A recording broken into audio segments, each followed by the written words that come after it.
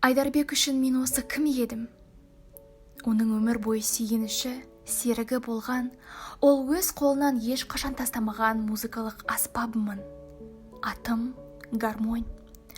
Айдарбектің алғаш рет нота сауатын ашқаннан бері біргеміз.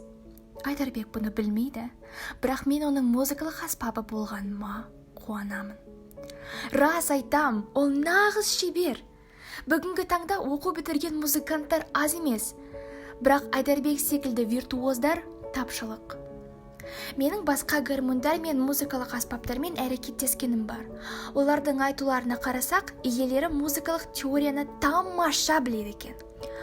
Алайда музыканы жандарымен, жүректерімен сезе алмайды. Жерасты жолында кітап жаймасында еңбек ететін Шамғон шалдың сөзі әлі де есімде.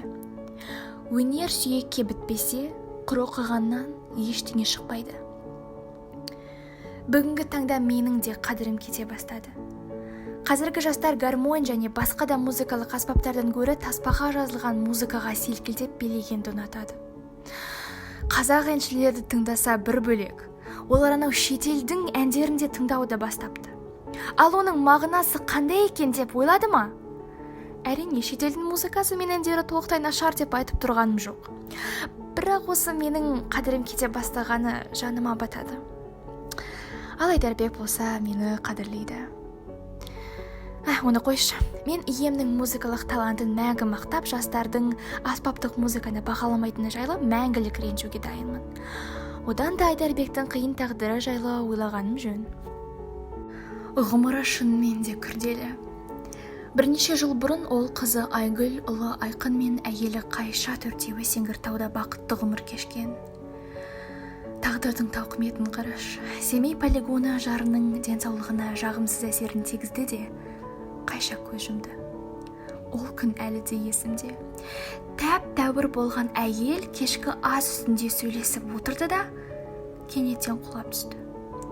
Айдарбек бір үйде қызы Айгүлмен ғана қалған, ұлы Алматыда оқып жүрген еді. Содан Айдарбек балаларымды бір жерден бірге көрейін деген оймен Алматыға көшкен. Бірақ жұмыссыздыққа тап болды. Жарының өлімі, жұмыссыздық, тіленшілік. Бір күні майор Айдарбектің құйқылжытып гармонь ойнап жатқанын көріп, оның талантын жоғары бағалады. Соған әскери округ қарауында жаңадан құрылып жатқан ұлттық ансамбльге баянист болып келуге ұсынды. Айдарбектің қуанышында шек жоқ еді. Ал бұл майор оған аспаннан түскен періште секілді көрінді. Әскери ансамбльдің музыкант солисі куәлігін алып, үйіне бара жолда Айдарбектің қуаныштан ағыл-тегіл жылап келе жатқанын да ешқашан ұмытпаспын.